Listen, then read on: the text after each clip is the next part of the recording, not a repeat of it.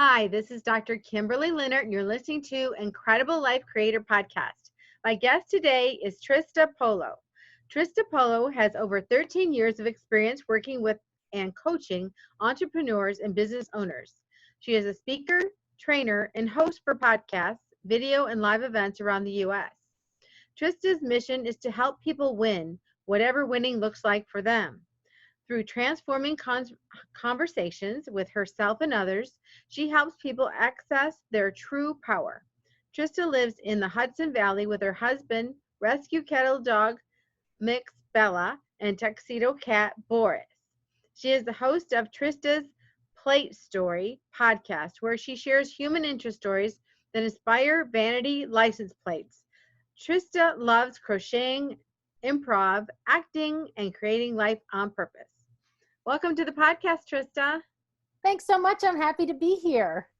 Yes. So just so people get to know you and you can create some rapport, why don't you start out by telling people like where you grew up, how you started out, how you get into, coaching businesses and doing a podcast? Sure, I'd love to. I actually didn't grow up in one particular place. That's sort of the start of my story is when I was a kid, we moved around a lot. And no, to the question that people always ask, I was not an Army brat. I wasn't in a military family. It was just sort of life circumstances. But I ended up living in about 24 different places by the time I was 18 years old. And I think it really created an environment where I'm a chameleon. I can really adapt to pretty much every situation that I'm in, which has been a huge value to me. And I think that's one of the things that I've also kind of learned in my life from things that I've been through is you can look at every situation in two different ways. You can look at it as a problem or an opportunity for a lesson that will help you in your life. And nobody's perfect. We're all works in progress. But I think that I have done that in a lot of different areas of my life. I'm always like really seeking out an opportunity to transform really old conversations because I really believe that they hold us back when we get kind of stuck up in them. And again, I'm still a practicing person, not an expert at it. So I moved around a lot as a kid and I ended up in New York where I went to college. I went to a state school because we were on a budget. And that's where I met my husband. We celebrated 24 years of marriage this year. Congratulations. And we stayed in the Hudson Valley because he's a sailor. So he loves to be near the Hudson River where he can sail his boat. And it's beautiful here. We love being here. Professionally, I went to school for communications. So I use my degree every single day. I talk all the time and I listen really well. But I've always been in customer, client, employee focused kinds of jobs where I'm there to help other people level up. So I was a recruiter for a tech company for a while. I was in securities for a while, helping brokers help their clients. I ended up in human resources, which I loved that kind of work. And then I was looking for something a little closer to home, and I ended up in the mortgage business.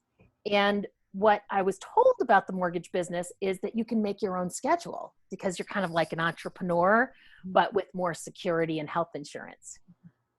But it was the refi boom, and it turned out that what they meant was you get to work all the time. All the time.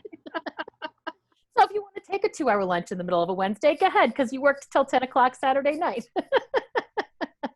That's what they really meant. From there, I ended up becoming a real estate appraiser. And I loved that too. And I got to work out of my house, and I got to be in all different kinds of properties, residential properties, all over the Hudson Valley.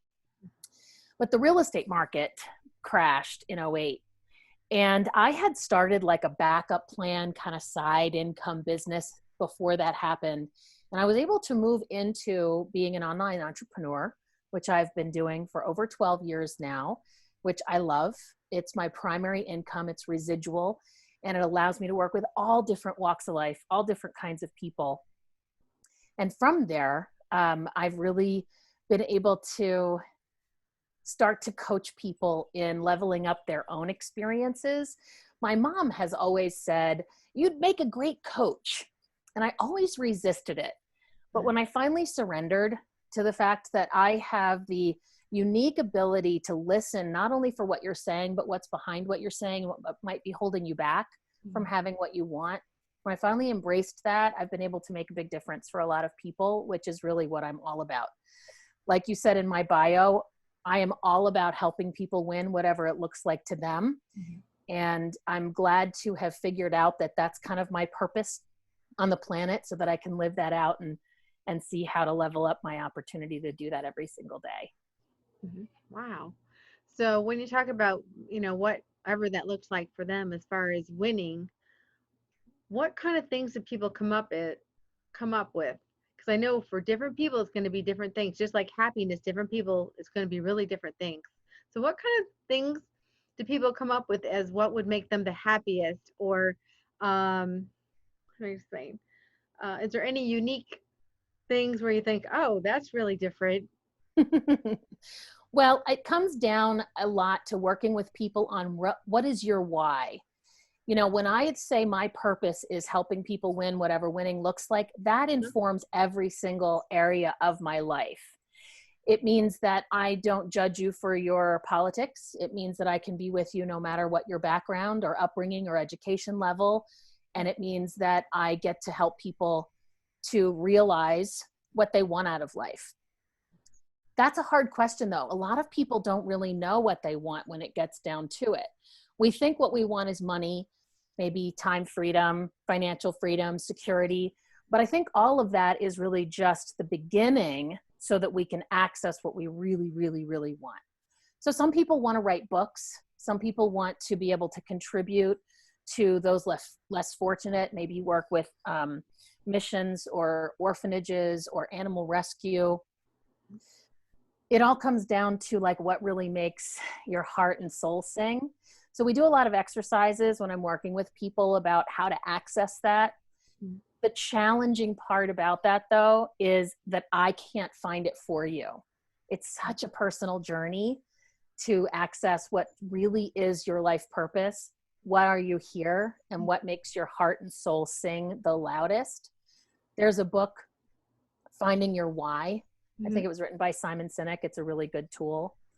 But I think that the biggest challenge is we always start with something professional. Like, I want to succeed at this, or I want to make this much money. And those are just tools. It's what's behind that. It's just tools to get what you really want or where your heart really is. Yeah. Which makes sense to me because I've been doing this podcast and I just love it. And I haven't monetized it yet. And I'm like, oh, I need to find a way to monetize this because I recorded 27 podcasts last month. I have 22 scheduled this month. It's like, okay, this is where my heart is, but how do I make it so that I can actually do it more? Yes. So for sure. Yeah. That's a whole other conversation. It's a whole other conversation. Exactly. But my cat has decided to come and want to be petted while we're on the podcast here. So okay. Listen, we're all working from home, so all kinds of fun stuff happens when we're at our workstations. I know. So when you're working with people, how do you tell them as far as if they want to communicate, how should they be talking to themselves or communicating with themselves? Well, we all communicate with ourselves all the time. There's this ongoing monologue, maybe dialogue, argumentative, judgmental, that's kind of this recording that plays over and over again in our heads. So the first thing we need to do is get to know that, because it's so automatic that we don't really even realize what it is. I was in a course years ago, and at the end, we were all getting ready to leave at the end of the course. And the instructor said, I want you to go and spend the next 7 days without complaining, blaming, or justifying, internally or outwardly, verbally. And I thought, no problem. I'm a positive, happy individual. I never do any of those things. And then I'm in my kitchen and I have this pantry and I'm a little hungry, so I'm looking for a snack. I go to the pantry and I open up the doors and I'm just looking like, what do I want to eat? What do I want? What am I in the mood for? And all of a sudden I notice for the first time this voice that says, you shouldn't be eating anything, you're fat, and it wasn't nice. She's not a nice person, the voice in my head. She tells me all the ways that I'm messing up and I have messed up, and reminds me when I should feel ashamed and upset and embarrassed and disappointed and like a failure. That's the voice we have to get to know. And if we've never done this work, chances are the voice is not the most positive. Mm-hmm. And so that's really the first step, is to just get to know who it is that's speaking and what they have to say. Because I really, truly believe that if you don't think you deserve to have something good in your life, no matter how hard you work, how great your goal statement is, how many times you read it, you'll never actually access what you want out of life if you believe you don't really deserve it. If you believe that you're not the one that gets to win. Mm-hmm. So we got to get to know that voice, listen to it, and forgive it. That's, I think, a big part of it too. Because the first, they say the first step to dealing with a problem is admitting you have one. Yes. And that's really true here. I had to first look at how I speak to myself and forgive myself for it, and forgive anything that could have happened that would have made that voice. Because it's our life experiences usually as a kid that create that. So when we can start to say loving things to ourselves, then we can actually start to transform that inner dialogue. And it doesn't ever go away, but you can manage it better. And it becomes a smaller, less influential piece of your ongoing daily routine. Yeah, that sounds really logical, because I think, at least I can speak for myself, I'm the meanest to myself. I get out and I'm polite to people, even my family members. Hopefully most of the time I'm nice. But I'm the meanest to myself and the hardest on myself. So what does all this have to do with self-esteem? Is this deserving and self-esteem, is that connected? I like to think of it as self-love.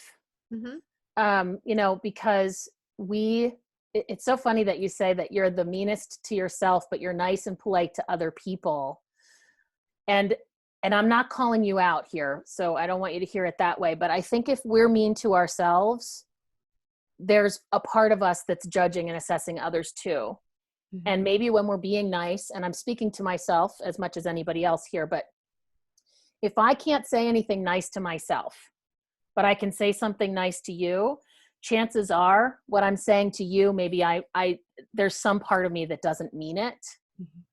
Because if I can't love myself, how can I possibly authentically love you? And that's something that I have found really true in both my relationships and those that I work with. For example, the more I love myself, the better my marriage is. Well, why is that? I promise you, my husband's not working on loving himself more, right? It's just not one of his priorities. But the more I love myself, the more I can be love. And the more I can be love, the more I'm willing to receive love.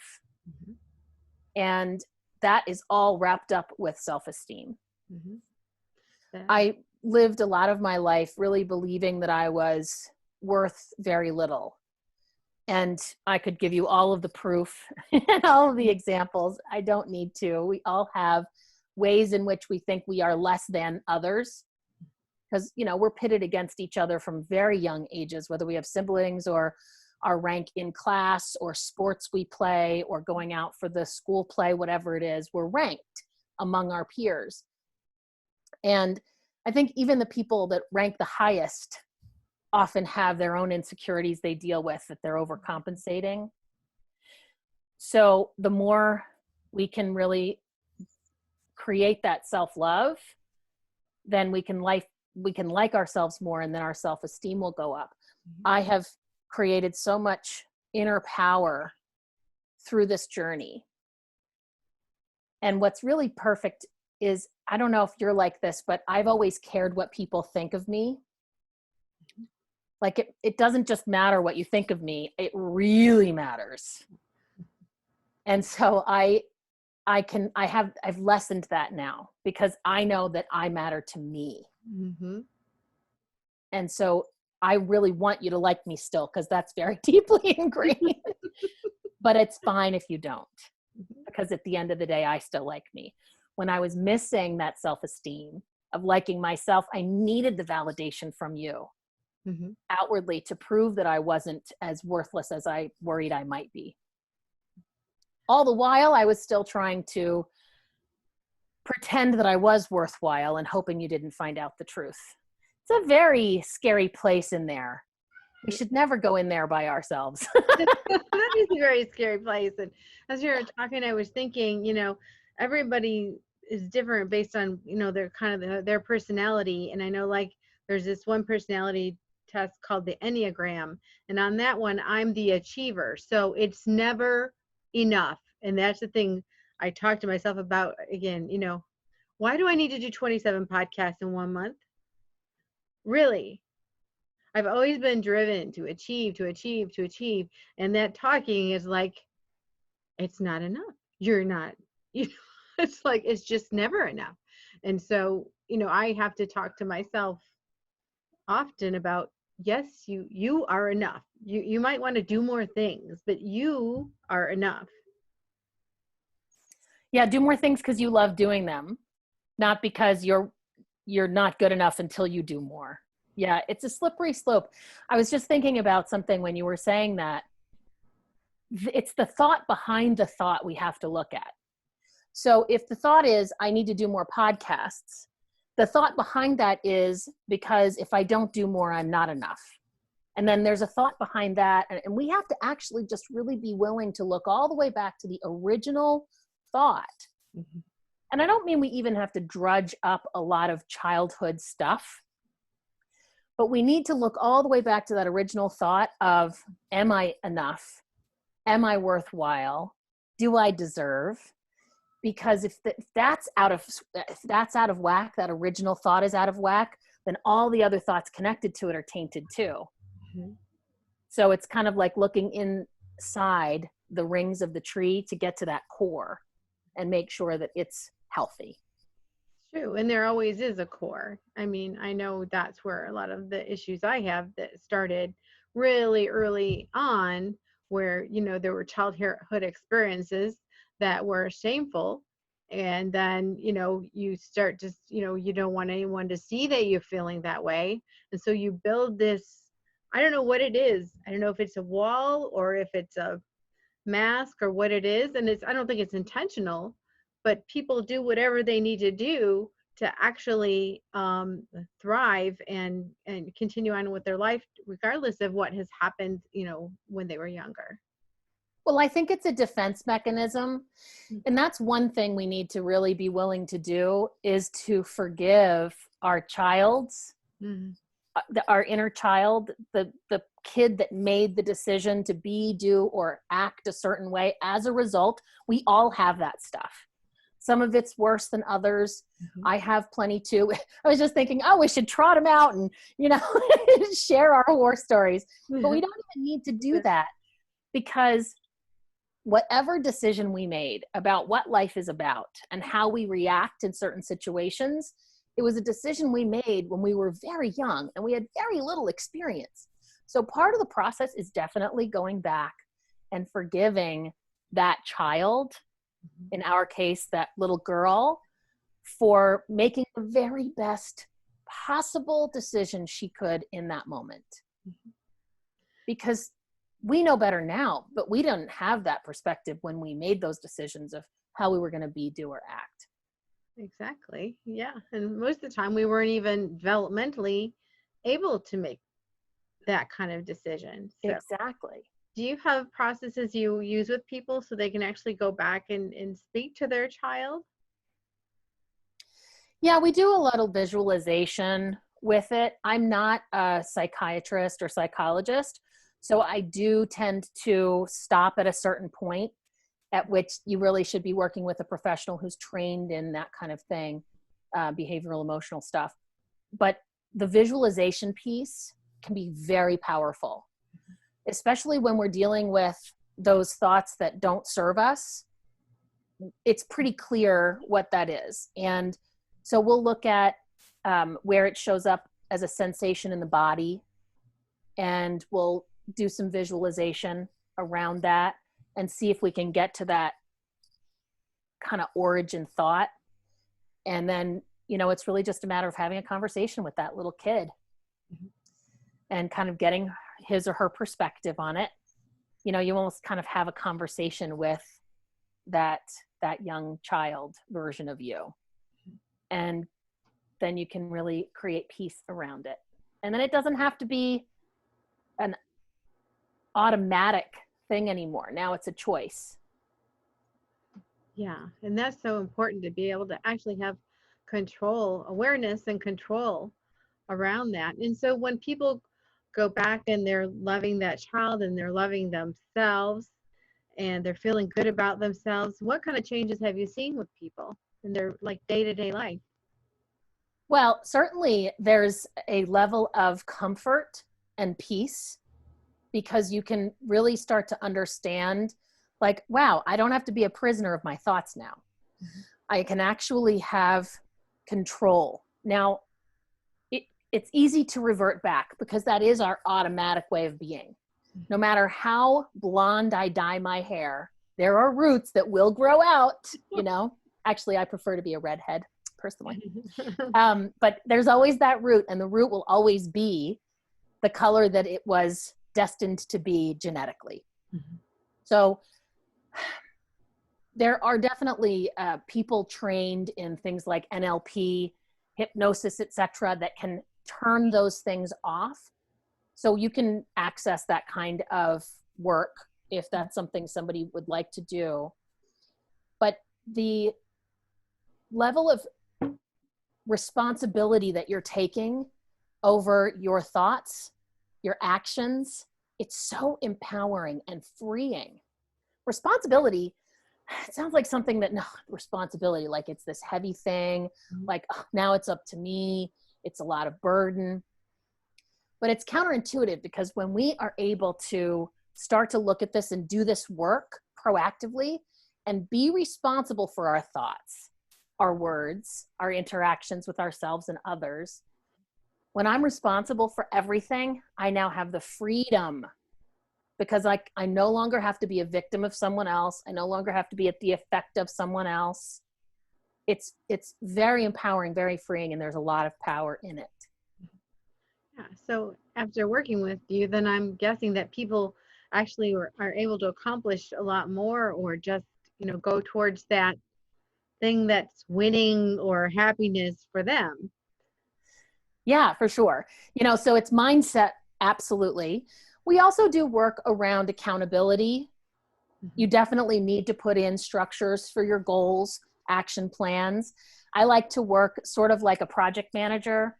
Have you ever known somebody who is a project manager? They seem to be able to get a lot more done than anybody else. Yeah. And it's just because they know how to chunk things down on a timeline, mm-hmm. to make sure that by the time we get to this point in the future, everything will be complete.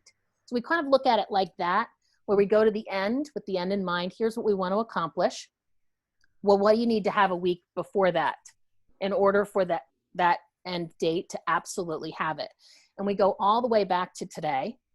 And now we can measure our success rate, not at the end, like, I guess I didn't get my goal. Oh, yeah. Yeah, we can look at it a quarter of the way, halfway, 2/3, and we can adjust, like, oh, well, in order to reach this goal, I said I needed to have X amount of revenue per week, and I'm below that by 10%. So what can I do to make up the gap, the difference? So again, like, now I have control over it. I have taken responsibility for the goal being hit, and I'm proactively managing it all along, which is not typically what we do when we look at goals. We write the goals, we read the goals, we hope for the goals, and then we do a lot of things. Uh-huh. May or may not necessarily lead to the results we want. And just hope that you land there at the end. Or close. Just hope when that day comes, when I have my goal set, that it's going to be there. Yes. So it's just hoping instead of actually planning and pivoting. Yeah. And that's what, what you said is so important about that little pivot whenever we need to. Those check-ins. You're checking in to see where you're at. My background is in vision therapy, so I worked with people in a therapy center, and I would, be checking. The therapist would work with them, but I would be checking to see where they're at. And if they're behind on something, we're going to do something different to push them forward so that the next time I check them, they're going to be where they need to be. And I think that happens, that works well in every situation where you want to actually get to something. Absolutely. I think that's why having a coach is so important when you're an entrepreneur, because it's easy to get caught, that forest through the trees. It's easy to get caught up in the day-to-day minutia stuff. There's always clients that need something, vendors that want you to buy something. There's always things to manage. So having a coach or an accountability group, somebody who can see the bigger picture and help keep you on track. They're not doing it for you, but they can make sure that you're not missing those pieces, just like you were doing. Mm-hmm. You were checking in on someone else's process to make sure that it was on track. And that's exactly what a coach does. Mm-hmm. Exactly. So now you've done several other things besides coaching. You also have a podcast, Trista's Plate Story, but it's spelled different. It's PL, the number 8, and then story, but you say it's Plate Story Podcast. And it's like a license plate. Yes. So why don't you tell us about that? Because I thought that was what we talked earlier, and you were telling me about that, and I'm like, that is just so cool. So I want to hear about this Plate Story podcast. Well, what's so funny about this podcast, Trista's Plate Story podcast, and it is PL8 STORY, like you would spell it if it was on a vanity plate, on a license plate. And what's funny about it is I've had a ton of ideas in my life. I'll have this great idea that I'm just so excited about, and I'll share it with someone, and they'll say, yeah, that's nice. Good luck with that. Doesn't sound like a great idea to me, but let me know how it goes. And then I'll see them. How's that thing? You still doing that thing? This is the very first idea I've ever had where people are like, that's so cool. I can't believe nobody else ever thought of this. This is the coolest thing I've ever heard. So I'm very proud of it, just for the validation of finally a good idea that other people like, not just me. But it started because I got a license plate. I got a vanity plate, and the font made it look like it said something else. You know how when you see a license plate, it's sort of up for interpretation, because you only have like 6, 7, 8 characters. Right. So you have to be creative, and then people get to interpret what they think it means. I'm a terrible license plate translator. I can never figure out what the plate says, which was also sort of why they intrigued me. But I went through this whole rigmarole with my own vanity plate. Because of the font, people thought it said Photoshop. It was supposed to say paid to shop, PDTOSHOP, because I have an online business. And I just was really excited about the plate when I first got it. And then every time somebody thought it said Photoshop and I had to explain that it didn't, I got more and more annoyed at it, and then I just finally gave up on it. But I realized, because of the whole process I went through with that there's probably more to a vanity license plate than meets the eye. Because you have one plate for your car. So it's not like, a collection of books in a library or even tattoos. You can get more than one of those. This is the only plate you get. So whatever you choose probably has some really important meaning to it. And just like we were talking about before, how your experiences inform the rest of your life, your vanity plate is informed by your experiences. And I thought it would be really fun to explore those stories and see if my gut was right. And it was. There's just so much to these. And it turned into really a human interest story collection. So each week we feature a different license plate. And of course, the owner of it shares the story behind the plate. And then we see where the road takes us. And, like I just interviewed someone today, so it'll be a future episode. She has chronic pain. And so her license plate is Keep Going, KEP Goin. And it's to help remind her that even when the pain is so bad that she can hardly function, she needs to keep going. There's a lot more to that plate than just those words, keep going. Mm-hmm. I've also had people who, it was in honor of someone had passed away that they got the plate. Of course, a lot of them refer to something professional that they do for a living. Mm-hmm. I think that's a popular reason to get a plate. But it's so fun to learn about the stories behind people's vanity plates, because there's so much more there than meets the eye. And my mission kind of became that, we're so disconnected from each other. Even before the whole quarantine thing happened, we just really have started to become so much less connected. And so when we're out on the road, we swear at people that cut us off and, give all that negative energy that builds up, all that stress, we throw it out to all the people driving around us that we're unhappy with. And it's because they're faceless. They aren't people that we know, that we're connected to. They're these faceless drivers. We're just throwing all this negativity toward every car that passes us. And so if we can just get to know the people behind the license plate and realize that they're people going through their own struggles, dealing with their own challenges, having their own successes and their own lives, maybe we can have a little more compassion for the people that we are with on the road every day.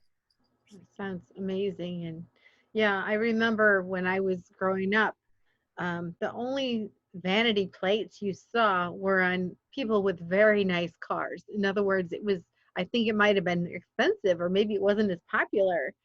And now you see them all over the place. And so many times I do wonder, what does that mean? I mean, I'm reading it, but it's kind of like, what's that game where you have to say the word really fast and people have to guess what it is? Oh, yeah. It reminds me of that. If I say Yeah. it fast enough, will I figure out what it means? One of the license plates, the very, very earliest ones, it was NATURLVR. And I read natural VR. Uh-huh. Natural VR. She's like, no, it's nature lover. Uh-huh. I'm like, oh, right, of course. Now it's very obvious what she told me. But I'm like, natural VR, like virtual reality? Is that what you do for a living? I didn't get it. It was just nature lover. Just nature lover. That's the more obvious choice, and yet it never occurred to me. Mm-hmm. That is funny. So now you said your license plate was supposed to say paid to shop. So Yes. What's the story? What's the story of the paid to shop? Yes.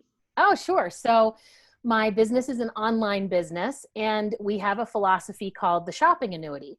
So the idea is that every person, every household spends money, no matter how tight your budget is. You're buying food, shampoo, laundry detergent, shoes, whatever.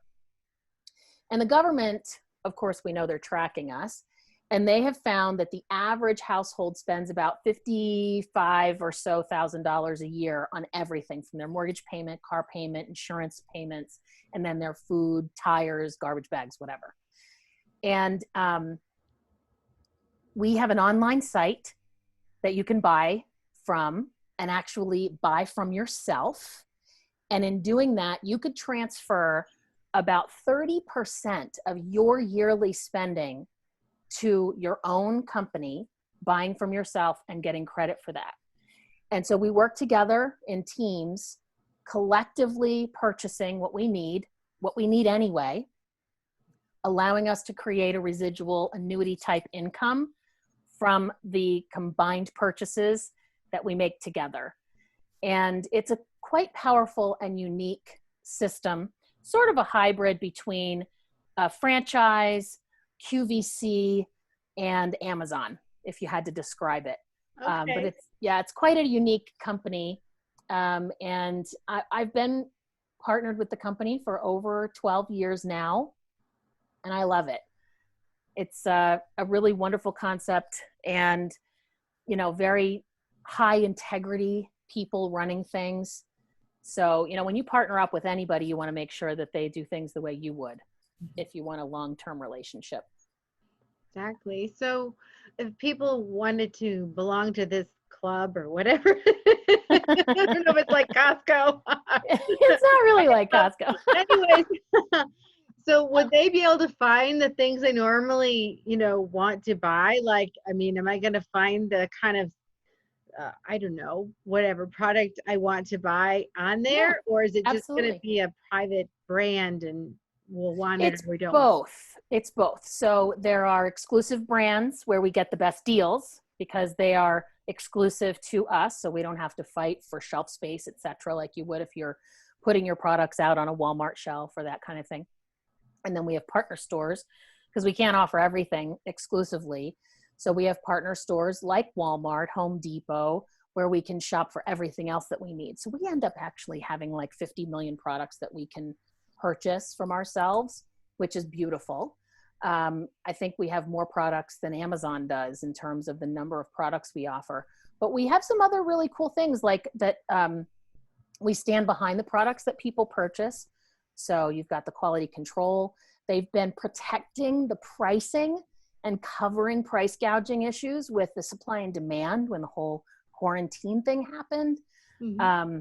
So yeah, it's a really great opportunity to be able to kind of take control of your own financial destiny by transitioning your purchase power to something that works for you. Sounds wonderful. Yeah. So, Yeah. so they didn't hike up the price of toilet paper a few months ago? No, exactly. Hand sanitizer, disinfectant, all that stuff. In fact, not only did they not hike up the price, they looked for additional distributors of and manufacturers of those kinds of products because they were in such high demand. I've had more than once where I've tried to order something on an online site, I won't say the company name, and they've taken my money and then 2 days later canceled the order because they couldn't fulfill it. And we're talking big companies, some of the biggest. We have not had that problem once. You order something, it comes in the mail a few days later. I mean, just the infrastructure is so powerful. Wow. Well, maybe you can tell people where they can find that or how they sign up because I know I buy some from Amazon. Mm-hmm. I mean, maybe not every day, but I mean all throughout the week. Yeah, we buy Whenever stuff I all the run out of time. something, I just get my phone. It's coming. I mean, I did Mm-hmm. that today. Oh, I was running out of stevia. Okay, I need some stevia for my coffee and my tea. Okay, The stevia is coming on Friday. Yep. I mean, all day long. So how do people actually jump onto this bandwagon? Because I had no idea about it, and it's been around for 12 years or longer. Actually, it's a 28-year-old company. Yeah. So they can visit my online shopping site at shopallthat.com. And that's where you can find everything. That's our customer site. It's free to be a member and you get cash back when you make purchases. And most of the time the shipping is free. I find it so funny that you have to pay to be a member to get free shipping on other sites. And then they actually raise the prices of the things you're buying as a member because they've got to somehow pay that shipping. But it's true that if we were all, if every company that sells products online was only fighting for the cheapest price, then companies would go out of business because the price is where the margin is that helps pay all the bills. Mm-hmm. So the cheaper the product and the smaller the margin, the less access to longevity the company has. So if I'm giving you free shipping, I got to pay for it. So where do I pay for it if my products are the cheapest price? Something's got to give. Mm-hmm. And so online companies like the one you mentioned are very good at aggregating data, figuring out what you buy, what you're willing to pay more for than you'd pay somewhere else because of the convenience of getting it. And companies like that, Walmart, like big companies with huge data, are able to figure all of that out. In fact, Walmart, this is interesting, Walmart is better able to determine a bad storm is coming than the weatherman. Oh, that's interesting. Because of the data that they're able to gather on shopping habits and trends. So amazing what's available for people who can analyze that kind of information. Mm-hmm. Yeah. That is really amazing. So, I'm definitely going to go check out that Awesome. shopallthat.com. I'm definitely going Yes. to check that out because I am a shopper. Awesome. But there's some other things you do, public speaking, for example. And do you teach public speaking or you just do public speaking? I actually teach it as well. So I have done a lot of different public speaking in events. I'm an adult trainer and I MC. So I do some MC work. Right now it's all online, but I've done that in person as well. Mhm. And one thing that I've had the opportunity to do is train doctors, scientists, and neurologists how to be better public speakers with some best practices. And that's really fun because typically someone who's very cerebral, and these people are way smarter than I am, like they're finding cures for things, but they tend to think from here up because that's where their power is. So when they're presenting, it's great to remind the people that are very, very smart intellectually that we actually speak with our whole body. And Yeah. there's a lot more to it than the words that we say. That body language, stance, gesturing, tone, all of that stuff comes into play. So I love speaking. It is a passion of mine. I really enjoy doing it. I love that I get to do it every week on my podcast by interviewing guests. Mhm. And when I get to be on someone else's podcast and be interviewed, I mean, this is a public speaking opportunity, really, Yes, it is. because I'm communicating to an audience through your venue. So yeah, Exactly. I love it. And I love that too. Any kind of Yeah. broadcasting I can do. I mean, I see myself one day going on TV or any place where I can be, especially I like to be the interviewer, ask questions. Hmm. It's just fun and wonderful, and Me that too. makes so much sense, working with like medical people. So when I have my therapy center, I have to say I got the most business and the most patients coming in, and the actually most quality ones when I went out and spoke. And so I went and spoke a lot in my community because it would bring people in and bring really quality people in. Because after you speak to them for 30 minutes or an hour, first of all, they understand what you do. They understand that they need it, and they're coming to you as opposed to, okay, I'm just going to put this Facebook ad, or I'm going to put this, ad somewhere. People don't know who you are, what you do, but when you're in the same room with them, I mean, it's better when the same room, we got to do virtual now, but when you're in the same room with them, they feel you, they know you, they make a connection with you, and they're going to come. And it's like the best form of advertising I've ever used. You're so right. I've done trainings for local small business groups, and I love doing that because I know I'm making a real difference because a lot of these people are just starting out, but it did create some good opportunities as well. Mhm. Yeah. Yeah, it really does. The human touch is still number one in my book, as far as, connecting with people and, Absolutely. creating, all kinds of relationships. So, trying to think if there's anything else I wanted to ask you. What for you gives you the most happiness and fulfillment in your life? Hmm. Um, you know, people ask what's on my bucket list, and I really don't have a bucket list. I have things I'd love to do, but I really do my best to live my life on purpose. And if I want to do something, I figure out a way to do it. I and I follow the path laid out. So I think that there are beacons that show up in our life that kind of help us get further toward what we want. I really tune into those.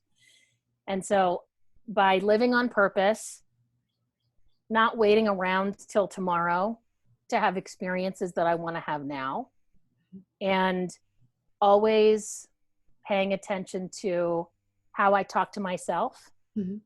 and being that full responsibility of my life, that always that creates a lot of happiness and peace. And when I'm the least happy and the least peaceful, it's because I've allowed that inner monologue to take back over.